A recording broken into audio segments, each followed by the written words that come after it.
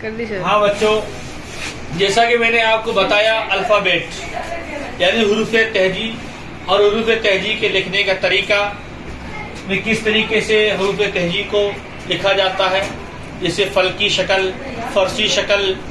اور اصلی حروف اور نقطے والے، بغیر نقطے والے، یہ سب میں نے آپ کو بتا دیا ہے۔ اب حروف تہجی جب اب ہم آ گئے اور الفابیٹ جب ہمیں آ گئے تو اب ہم اس کو اردو میں کیسے لکھیں گے؟ ہم ہندی میں دیکھتے ہیں تو اس کے لیے ہم کو سب سے پہلے بارکھڑی آنی چاہیے، جیسے کے، کا، کی، کو، کے، کئی، کو، کھو، یہ ہم سیکھ چکے ہیں۔ تو اسی طریقے سے اردو میں بھی ماتر آتی ہے، ان ماتروں کو اگر ہم اپنے دماغ میں رکھیں گے تو ہم کو لکھنا تھوڑا آسان ہو جائے گا۔ جیسے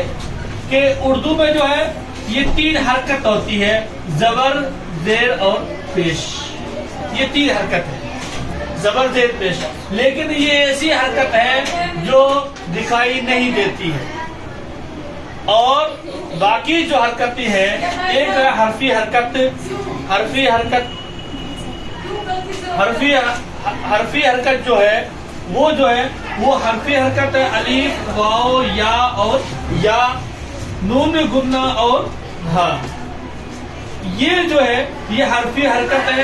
اور ان حرکتوں کے ذریعے سے ہم یہ سامنے دکھائی دے گی اور ہم پڑھ سکیں گے۔ جیسے ہم ہندی میں دیکھتے ہیں